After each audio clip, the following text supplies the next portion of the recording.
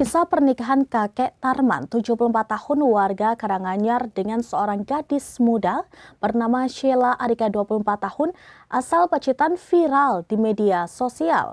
Selain perbedaan usia, pernikahan tersebut menjadi buah bibir karena Tarman memberikan mahar fantastis berupa cek senilai 3 miliar rupiah kepada mempelai wanita yang ternyata palsu.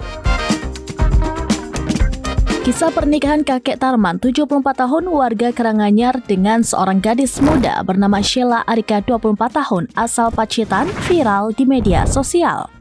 Selain perbedaan usia, pernikahan tersebut menjadi buah bibir karena Tarman memberikan mahar fantastis berupa cek senilai 3 miliar rupiah kepada mempelai wanita yang ternyata palsu.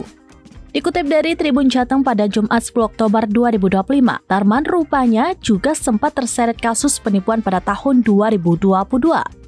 Berdasarkan data dari Pengadilan Negeri Wonogiri, pria berusia 74 tahun itu divonis 2 tahun penjara.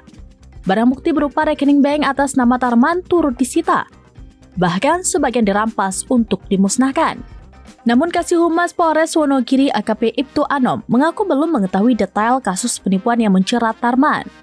Sementara itu, pernikahan Tarman dan Sheila digelar di Desa Jero, Kecamatan Bandar, Pacitan pada Rabu 8 Oktober 2025. Kepala Kantor Urusan Agama atau KUA Bandar, Bakhrul Husaini, mengatakan bahwa pernikahan kedua mempelai sah.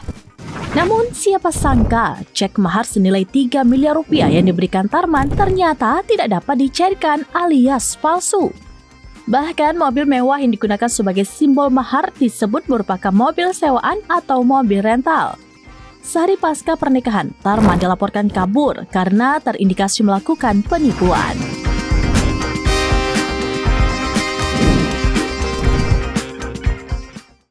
Demikian informasi terkini Syedara Alun, saksikan terus beragam informasi lainnya. Coba like dan share seluruh akun serambinews.com.